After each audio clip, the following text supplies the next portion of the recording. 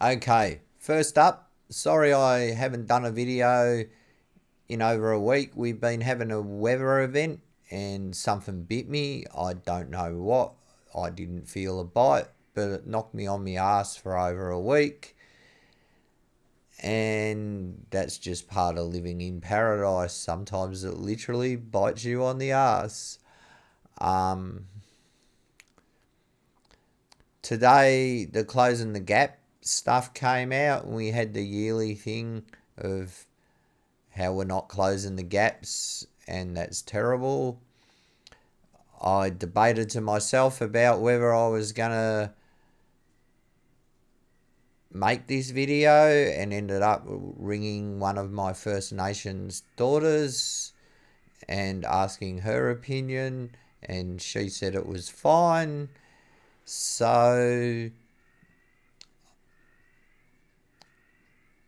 and that's because I really have a belief of the concept of nothing about us without us. And I'm white, and I'm about to have a rant about the Closing the Gap stuff. And I really remember young First Nation activists in Melbourne asking me one Australia Day to walk beside them, not in front of them. And I agreed to do that. So, but my daughter said I should say what I'm going to say, so I'm going to say it. I'd like you to know where I'm coming from before I start. So, in looking up Martin Luther King, because I wanted to look up his speech, I came across an article called Breaking Silence about economic injustice in a publication called Jacobin. I don't know who Jacobin are, but I see a lot of YouTubers reading articles from Jacobin, so maybe you should check who they are before you trust what I'm about to read. But anyway, I'm just going to read the article because, and not all of it, but I'd suggest that you should.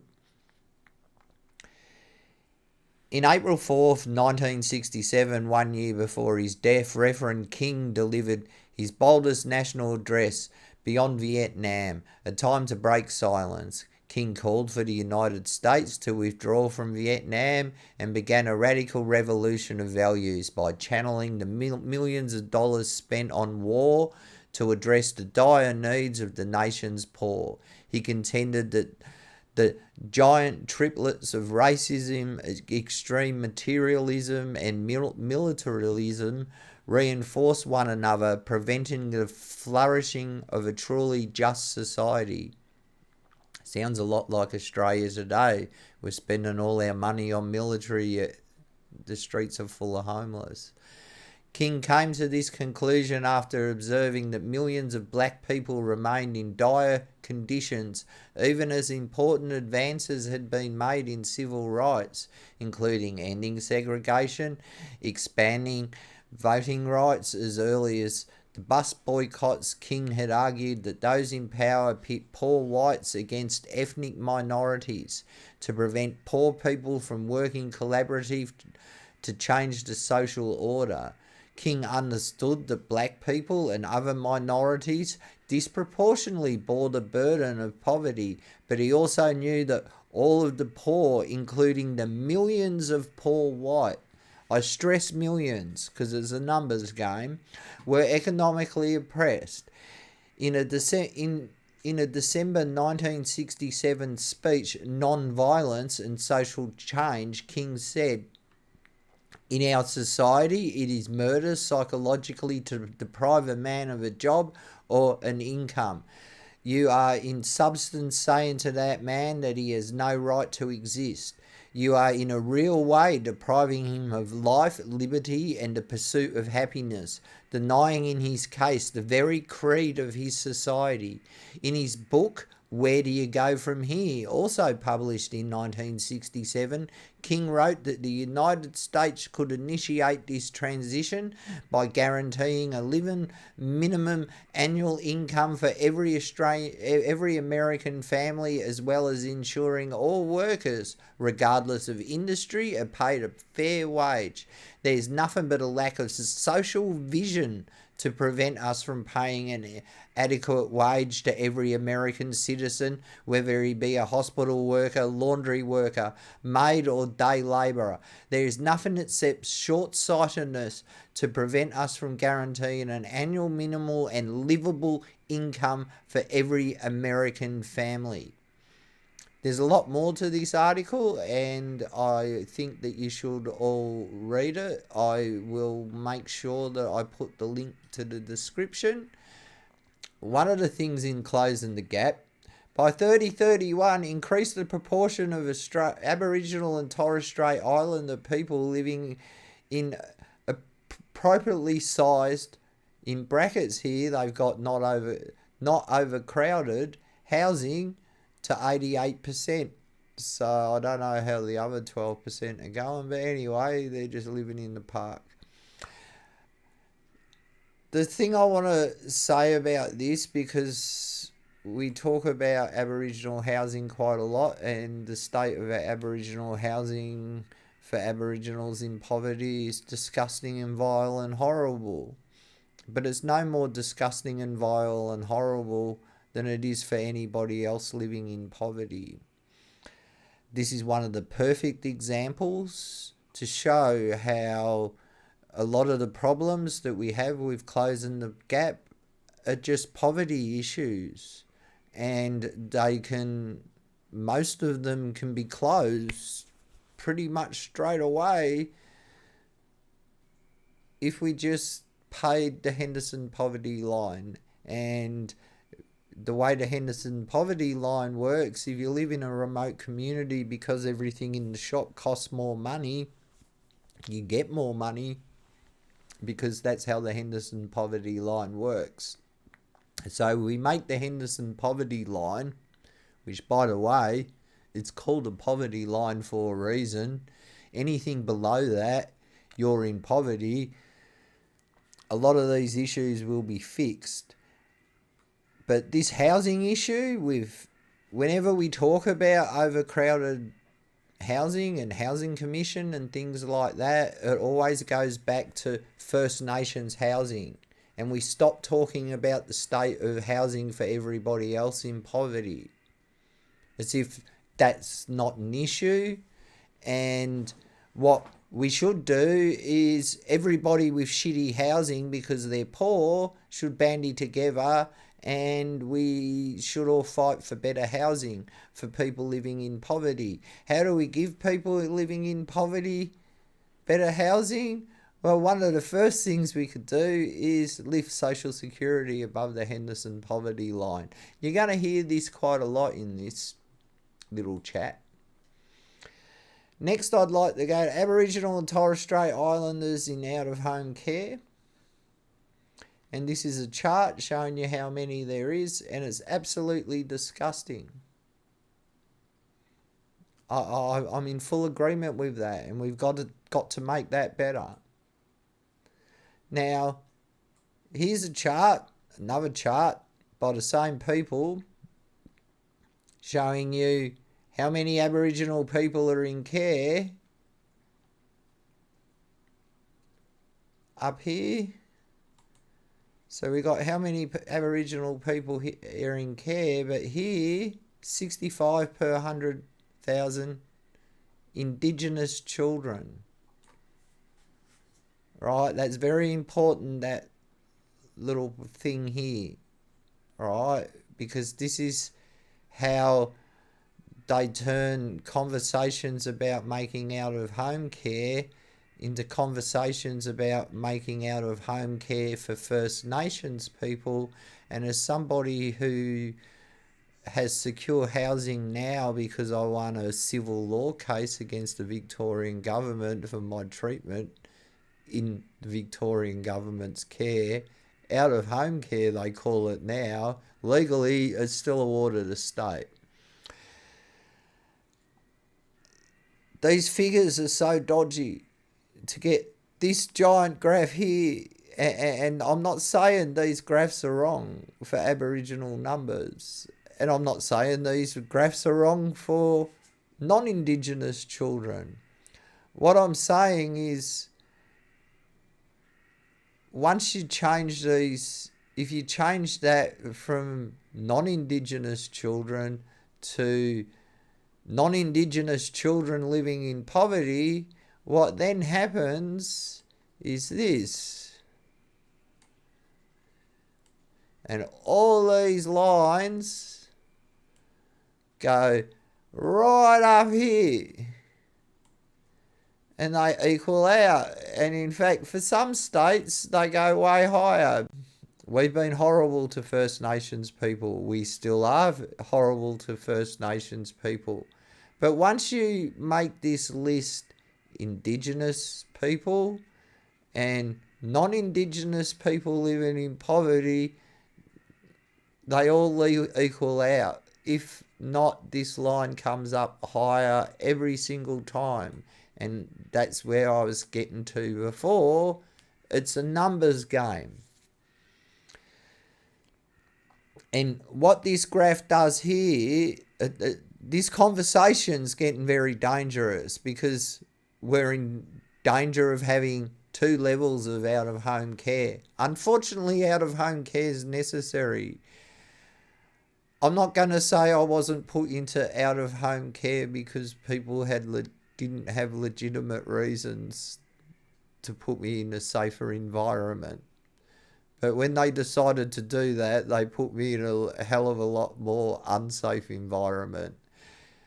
But yeah, this is one of the most terrible graphs you can get, and what it's going to lead to is a two-tier system for kids in out-of-home care, and we're going to be left with poor non-Indigenous children left in the sort of out-of-home care where child-on-child abuse is rampant. For all of these children, no matter what child they are, chances are if you're female, within 2 years of leaving out-of-home care, you'll be pregnant. If you're male, within 2 years of leaving out-of-home care, you'll be in prison. And that's a flip of the coin. Like, the figures for females being pregnant straight out of home care are really bad. I'll do a video on that. But the stats in Not United Care, Anglicare out of home care report, because that's a report designed to get money from the government. So they've really showed the figures on those things really bad, yet they don't state that the places where those things are happening are actually Anglicare, MacKillop Family Services. So all these people who go into the media asking the government for more money to make out-of-home care better don't say that they're the people who are also presiding over out-of-home care being so bad, and MacKillop Family Services are top of the line on that one. But yeah, this is a very dodgy graph that counts all of the non-Indigenous people together and not separating them by income. And once you do that, these figures go right up, and you realise one of the main reasons this all happens is a poverty level. There's no middle class First Nations kids ending up in out-of-home care. There's no rich First Nations kids ending up in out-of-home care. And all these children that you see listed here in out-of-home care come from houses in severe poverty. And all of these non-Indigenous children you see in out-of-home care also come from houses in severe poverty. Starting to see something that both of these groups have in common. It's the poverty. Now here's a lovely graph. This is the adult imprisonment rate. And the reason I've put a circle around here is this line here, this dot here, and this dot here, and this line here, going down, isn't it? Going up, up, up, up, up, up, up, up. Something happened here. What was this? I want to know what happened here, because that's like, I don't believe that curve in that figure there. I don't like, but looking at who the government was, it wouldn't surprise me that the figures were dodged a bit, especially for the time, Malcolm Turnbull was in and Morrison was in. But this steep decline here, that's COVID. One thing I'd like to point out about this steep decline here, Social Security was doubled under Scott Morrison. He's the only Prime Minister in this country's history to lift poor people out of poverty. But he only did it for a certain group of poor people. And the reason he did it, and he also killed mutual obligations as well, was because he didn't want all those people who didn't have a job to go to find out what Social Security was like. That's only for the poor fuckers, not for people like hard-working bricklayers or people like that. So, but anyway, when they gave us a universal basic income, that happened. Funny how Martin Luther King said in 1967 that that's what would happen. Here's another graph, Aboriginal and Torres Strait Islander incarceration gaps. Closing the gap targets versus reality. See this red circle here? It's same deal, eh?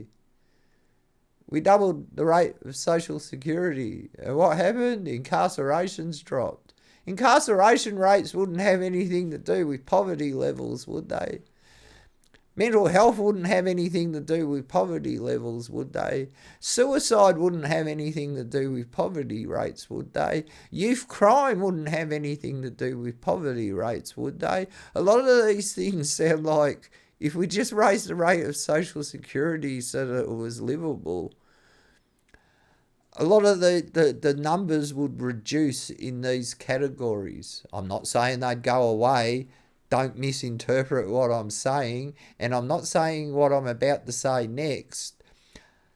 The NGOs who come up with these figures and all that stuff, and admittedly, a lot of these figures I've shown you are shown by NGOs and made by NGOs for the purpose of getting more money off the government.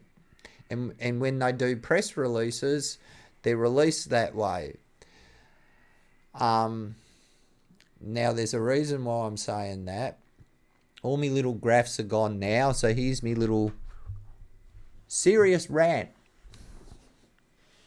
All the people standing beside the politicians today from Aboriginal NGOs from something called Peak, you're scumbag rat pieces of dirt who are more interested in your personal bank accounts and making sure that your employment is always there, which your employment is predicated on the fact that there's always First Nations people living in poverty.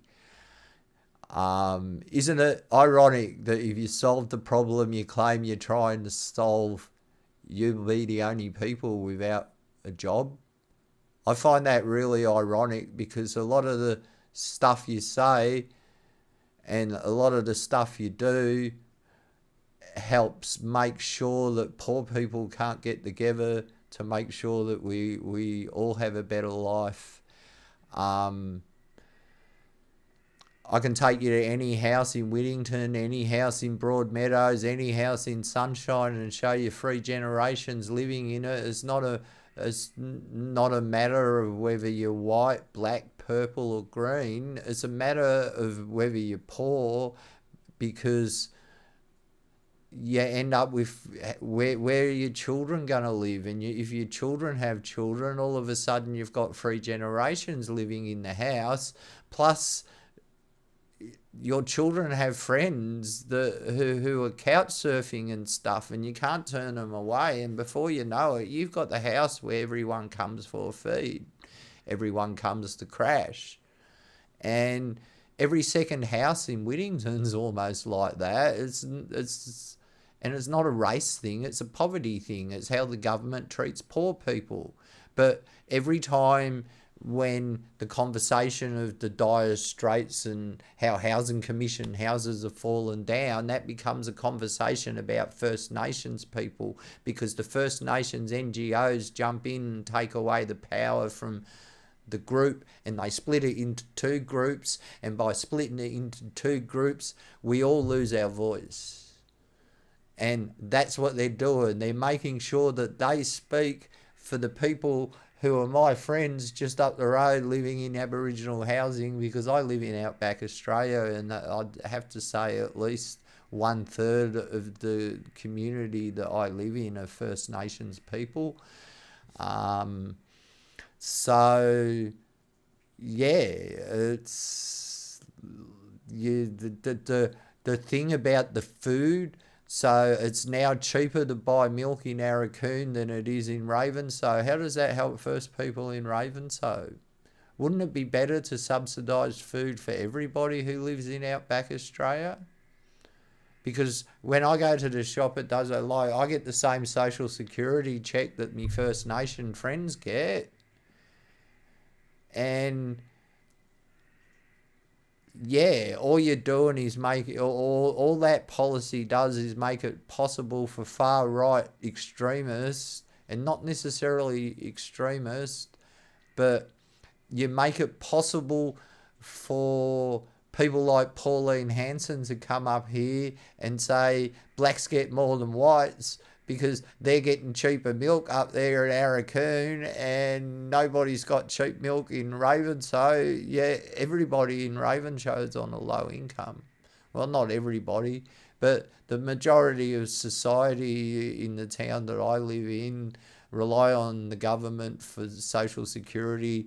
A lot of us own our properties, but most of those are either inherited or bought 50 or 60 years ago. Back when there was tree logging and things like that up here, and no, I'm not advocating for tree logging up here. I advocated for the tree logging to stop in the late 80s, but that's another story. But yes, those First Nations NGOs standing beside the politicians today,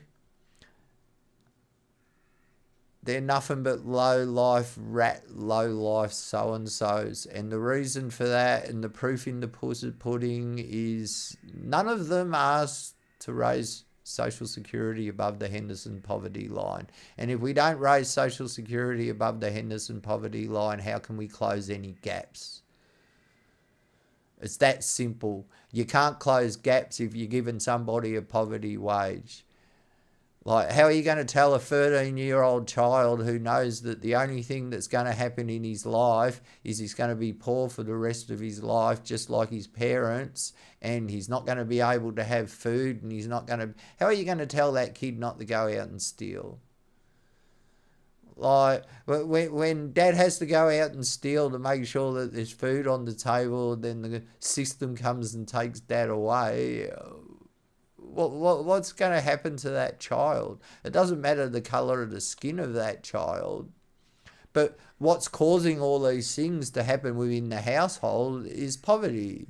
Same with mental health, same with DV. What's one of the main causes of DV? The mental stress of poverty.